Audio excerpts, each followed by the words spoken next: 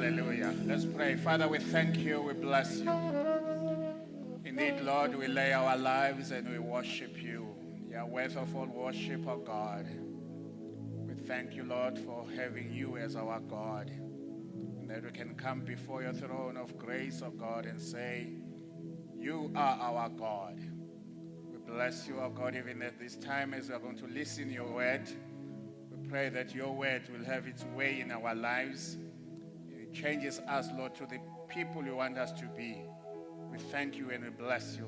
In Jesus' mighty name, amen. Amen. Thank you. Once again, greetings in the name of our Lord and Savior, Jesus Christ.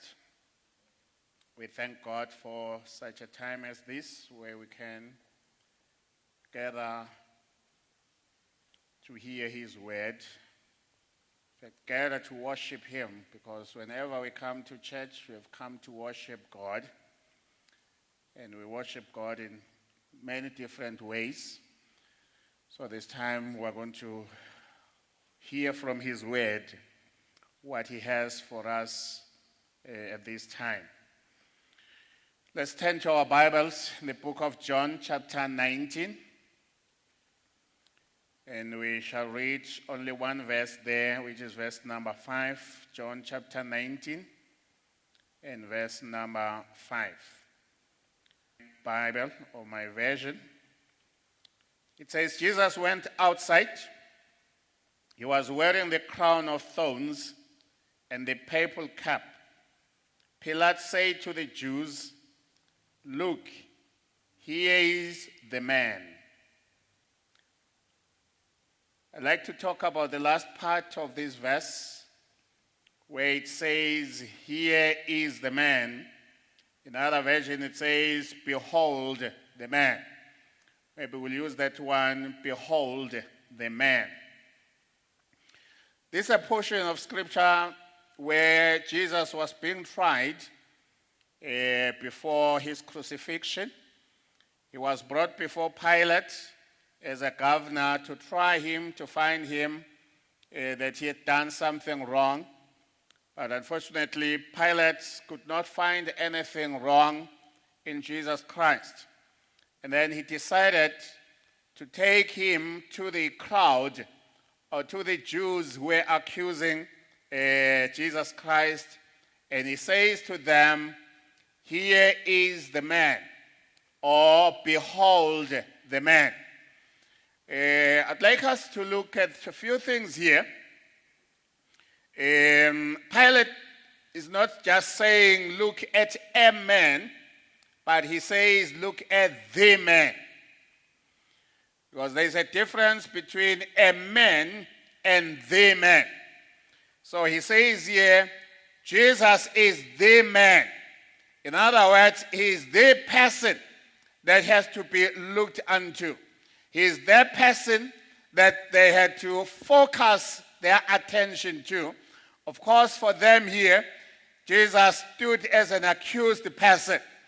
But he says to them, "Behold this man." In other words, he says, "Look at this man." He's taking him out of where he was being tried, and he's showing him to the Jews, and he says, "Behold the man." And I'm saying, as human beings, we have to look at something. Actually, as human beings, there are so many things that catches our attention or catches our eyes that you find yourself looking unto, or you find yourself wasting or taking most of your time looking at it. So here, Pilate says, "Here is the man that must be looked. Here is the man that you have to take your time and look unto him." So Jesus is the man. And I want to say, Jesus is the man that you have to look. Every human being, every living person, he must look at this man. In other words, he must turn his attention to this man. Everything he does, it must be focused on this man. Jesus is the man. Jesus is the man that must be looked unto. Jesus is the man that we have to focus our attention to. So Pilate here is challenging the Jews and says, behold this man. And as I've said, in this world, there are so many things that we are looking to or we are looking for. We are looking for some solutions on many things that are happening in this world.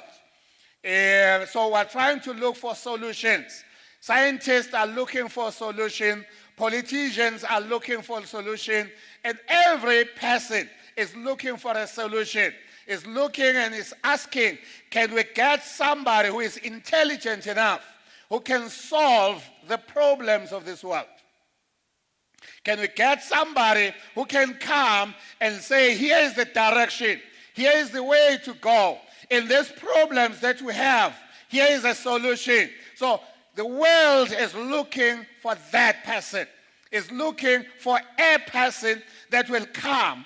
But here Pilate then says to these people, here is the man that we are looking for.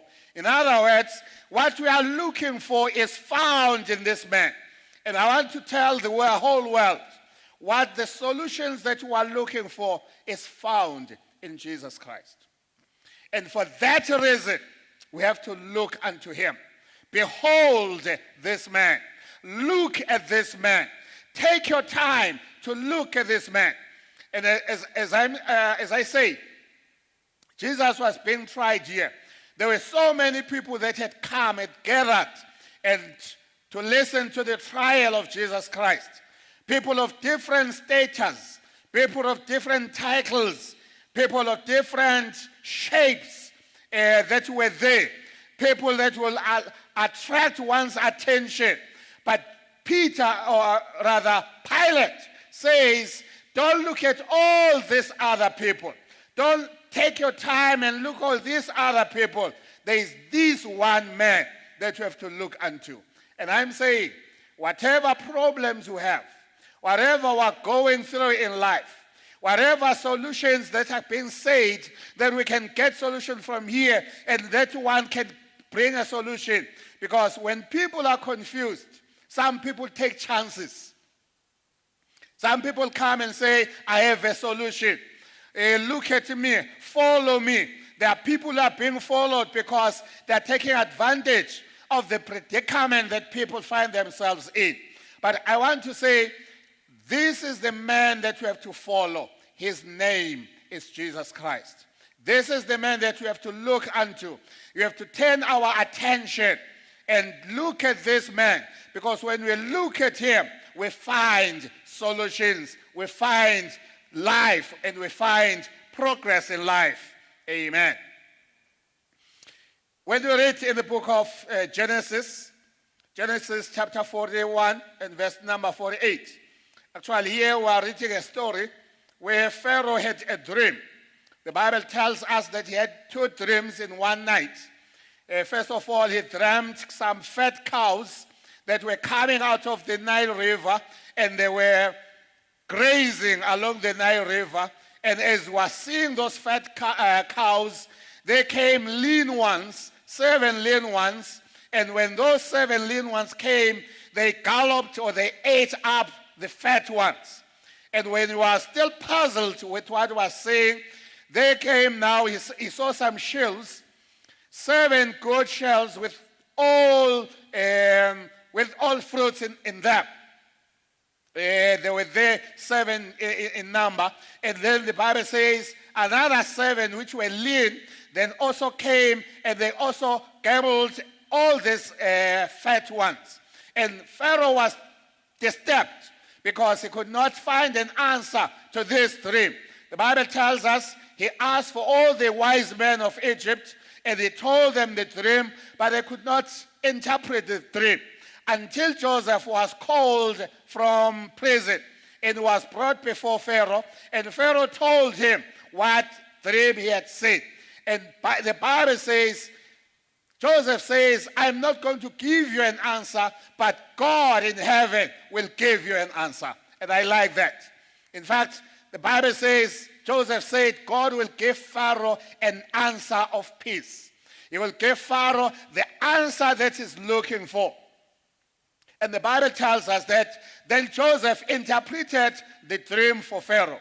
And the verse that we are going to read, it was after Pharaoh had got that interpretation. Verse 38, it says, so Pharaoh asked his servants, can we find any like this, a man who has God's spirit in him? So Pharaoh was asking this question. Out of all the confusion that he had had because of the dream, and when Joseph came and gave him the answer to his dream, or the interpretation to his dream, he then said, can we find a man? In other words, let's go out and look for a man, because our answer lies with a man. Or by a man here, I'm not meaning gender, but I'm just meaning man as a person. So he says, we are looking for a man who will give us a solution. And the Bible says, then he says, can we find such a man in whom the Spirit of God is? Because Pharaoh knew that it is God's intervention that can help in such a situation. And I'm saying even these days, we're living in these days where we're looking for solutions. As Pharaoh was puzzled with the dream, we are puzzled by what is happening in this life. Life is throwing to us so many things, so many challenges. And we're asking ourselves, can we get someone who will give us a solution? And I'm saying this day, the Bible says, behold the man. Behold, here is the man. So, in other words, what we are looking for is now here. His name is Jesus Christ. Every one of us has got some questions in life. Every one of us has got questions that we don't know who's going to answer these questions. We have some dreams that we don't know their interpretation. But the Bible says when Joseph came, because the Spirit of God was upon him, he gave an answer. He gave an interpretation. And Pharaoh was relieved. Because when you look at this man, you get answers in the puzzle of life. Amen. Let's go and read in John. Not in John, but in Luke.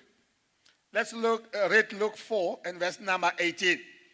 And here we'll find the words of Jesus Christ. When Jesus had come in this world, in fact, here the Bible tells us that he was in the tabernacle, and then after having read that scroll, he read a portion where it says, chapter 4, verse 18 in Luke, it says, the Spirit of the Lord is with me. He has anointed me to tell the good news to the poor.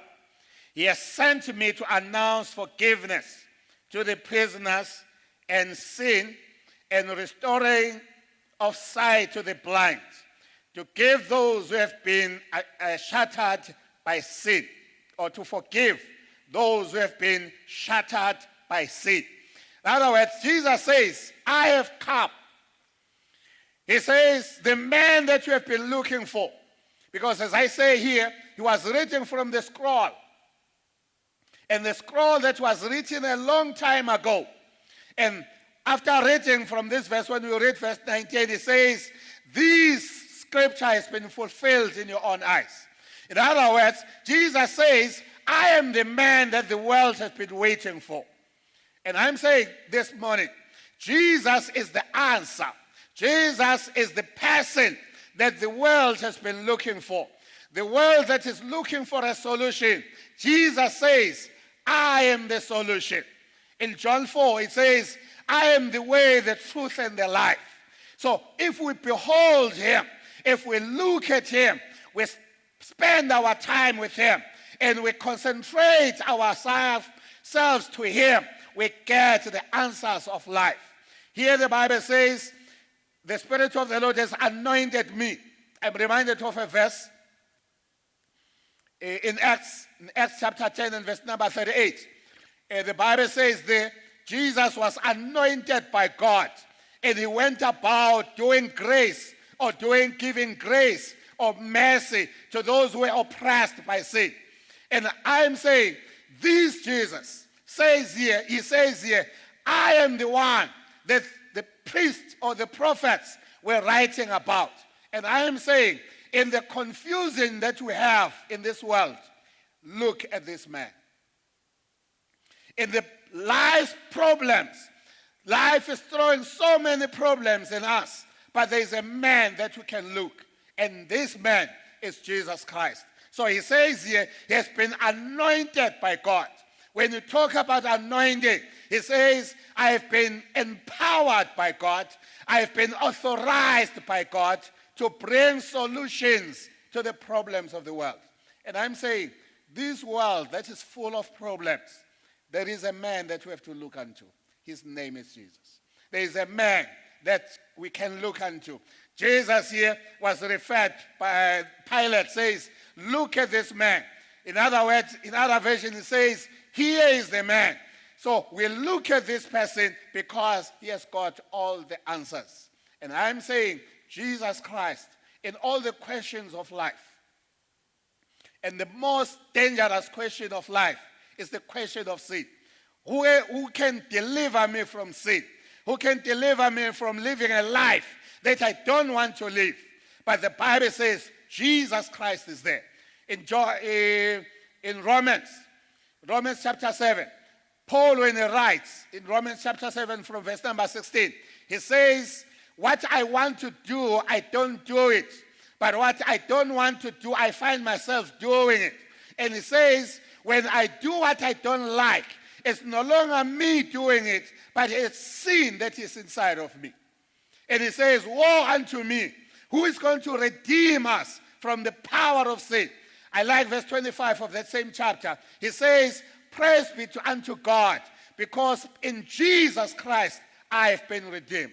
So that's why I'm saying this morning, behold this man. Behold this Jesus. Because this Jesus comes with a solution to the problems that we have in this world. He comes with a solution to all the problems that we might have in this world. I want to touch about 3 or 4 people that when they met this man, when they looked at this man, their lives were changed. Because every person who comes and have an encounter with Jesus Christ, there is a change that happens in his life. There is a change that happens in everything that he does. And the Bible tells us, the first person that I want us to look at is Paul. The Bible tells us that Paul, before he became Paul, he was called Saul. And he was so zealous of killing Christians. He killed every Christian. And the Bible says he got a permission to go and kill the Christians. But on his way, the Bible says, when you read in Acts chapter 9, the Bible says on his way, as he was riding on his horse and going to kill Christians, there was a light that came from heaven, and it shone on him, and he fell down. And the Bible tells us that when he was down, he heard a voice, and he says, Saul, Saul, why are you persecuting me? And he says, who are you, Lord? That is when he met the Lord Jesus Christ. And the Bible tells us that after having met the Lord Jesus Christ, he was told to go to a certain disciple where he was to be told what to do. And from that day onwards, his life changed. And even his name changed. We know him now to be Paul because of his encounter with Jesus Christ. So his encounter with Jesus Christ, his seeing Jesus Christ, made a change in his life. And I am saying, when we behold this man, there's a change that will take place. Some people are very anti-Christ. They are very anti-Christian. They don't want anything to do with Christianity. But I'm telling you, when you meet this Jesus Christ, your life will change. As it changed for Paul, and he became one of the greatest apostles to live in this world because of the change that had taken place in his life. So I am saying, everyone who beholds this man, everyone who beholds Jesus Christ, there is a change that takes place in his life. Amen. Also in the Bible, we are told of a man who was born blind in the book of John. And the Bible says the disciples asked Jesus, whose fault was it that this man was born blind? Was it the fault of his parents or it was his own fault? And Jesus says it is neither his parents nor his fault, but it's because the power of God must be manifested. And this man had an encounter with Jesus Christ. And because of that encounter, Jesus had to open his eyes. And then he was able to see because he met with this man, the man Jesus Christ. And I'm saying, when you meet Jesus Christ, there is a change that must take place. And the change is for the good. This man was blind. This man could not see before. But the day he met Jesus Christ, everything changed. He was able to see. He was able to be like any other person, to see everything that was around him because of the meeting or because of his encounter with Jesus Christ. And I'm saying this can happen in your life. I don't know the blindness that you have in your life. Because when you don't have Jesus Christ, you are blind in a number of things. But Jesus can open your eyes, and when he opens your eyes, you'll be able to see, and to see clearly because you have met this man. So that's why Pilate then says, behold the man. Behold, here is the man. Amen. Maybe the other person that I want to touch on who also had an encounter with Jesus Christ is the Samaritan woman. In the book of John chapter 4, we are told that Jesus met this woman by the way. And when he met this woman, the Bible says he had about 6 men in her life. And when he met Jesus Christ, Jesus told him everything that he has done. And this woman, after having met Jesus Christ, the Bible tells us, he then went to the town of Samaria. And he told everybody, come and see the man who have told me everything. Before she was known to be a woman of loose morals. She was known to be a woman that was looking after men. But because of meeting Jesus Christ, everything changed in her life. Everything changed. And she was able to call others and say, let's all come and look at this man. Let's all come and behold the man who has told me everything that I am. Jesus knows you better. And Jesus, when you meet him, he will tell you everything that you are. And more than telling you everything that you are, he will give you what you need. He will give you what you need. Because the greatest thing that you need in your life is peace. This woman was given that peace by Jesus Christ. And he was able to say, let everybody come and see this man, the man that have told me everything. So I am saying, my brother, my sister, when you look at this man, Jesus Christ, you will be changed. You will live a life that is worth living for. For now, you might be living a life that you say, I don't want the life I'm living anymore. Who can help me? And I'm saying, behold the man. And the man is Jesus Christ. The man is Jesus Christ who has come to save us from all our iniquities. Amen. Amen. Hallelujah. So this Jesus that we are looking for, as I come to a conclusion, John chapter 3 and verse number 14. John chapter 3, verse number 14 and 15. Here the Bible says, as Moses lifted up the snake on a pole in the desert, so the Son of Man must be lifted up. Then everyone who believes in him will have eternal life. This is Jesus speaking. Jesus says, as Moses lifted the snake in the wilderness, so the Son of Man must be lifted up. Moses lifted the snake. He was asked by God to make a bronze snake. And after having made that bronze snake, It was to be put on a pole and be lifted up. It was after the children of Israel were being beaten by different snakes, and some of them were dead because the snakes were poisonous. Jesus here, or God says to Moses, make a snake out of the bronze that you'll get from the people. And when you have made that snake, put it up so that whoever looks at this snake, even if you have been beaten by these other snakes, but when you look at that snake, he will be healed. I like that.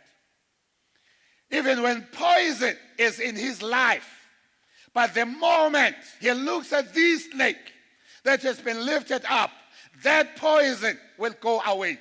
And that person will live again.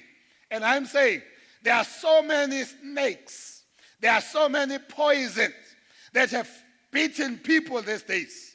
And people are poisonous. People are dying because of certain snakes. I don't want to call coronavirus another snake. But of course it is another snake. And so many other snakes that are there in the world. And that have beaten people. And people are dying. Some are on the verge of death. Some have already died.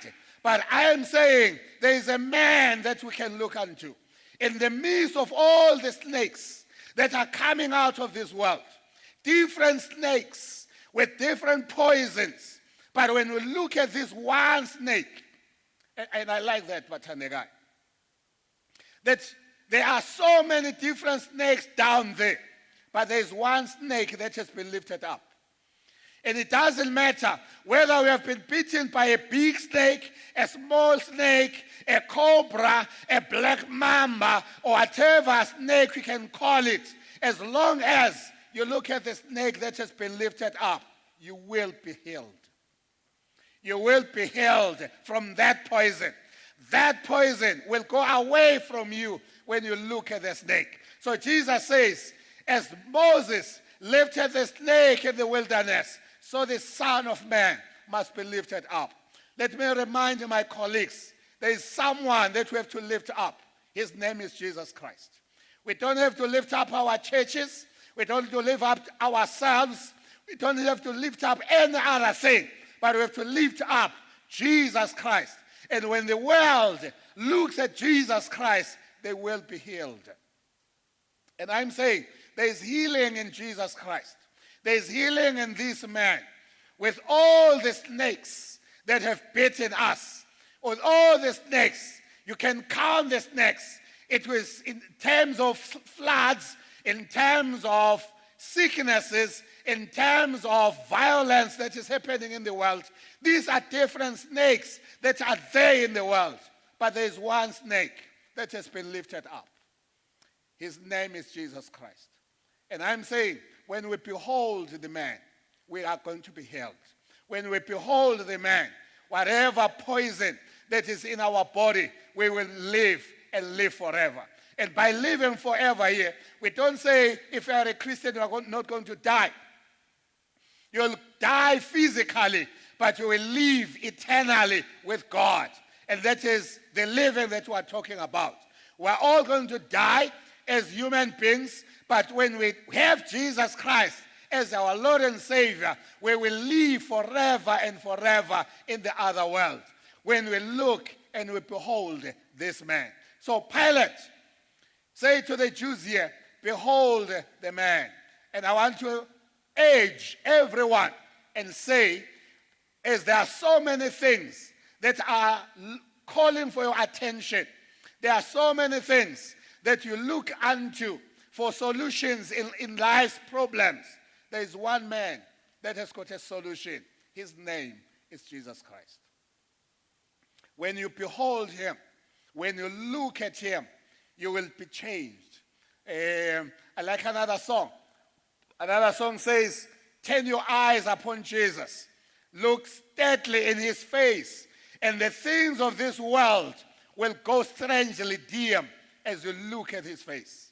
When you turn your eyes and you look unto Jesus, all these other things will go strangely dim in your presence because you are turning your eyes unto Jesus. And I'm urging you, whatever you are going through, whatever is happening in your life, behold this man. Behold this man. And his name is Jesus Christ. And I thank God because Jesus Christ himself said when he came in this world, he says, whoever comes to me, I will never turn away. So whoever looks at this Jesus, he will not say, I don't want you to look at me. Look at him, because he wants you to look at him. And whoever looks at him, he will find a solution. Behold this man. This is the man to behold. This is the man. We have to take our time and look unto him. As we take our time, look unto him, all these other things will go strangely dim. But whatever you concentrate on, it will be magnified before your eyes. But if you concentrate on Jesus Christ, the same Jesus Christ will be magnified before your eyes. Don't concentrate on these other things, because they will be magnified and you will think there is no solution out of this situation. But look unto Jesus. Behold this man. Amen. Let's close our eyes to pray as we come to an end of this service. Father, I want to thank you. I want to bless you, oh God. And thank you for being there for us. Thank you, Lord, that we can look unto you, because to you and to you alone there is hope. There is our salvation. We thank you, Jesus, that you agreed to come into this world where we have many problems, but you came to be a solution. And I pray for my brother, my sister, as he thinks about this word, brings conviction in his life, that he needs to turn his eyes and look unto you. And because when he looks unto you, you will save his life. We thank you and we bless you. In Jesus' mighty name, amen.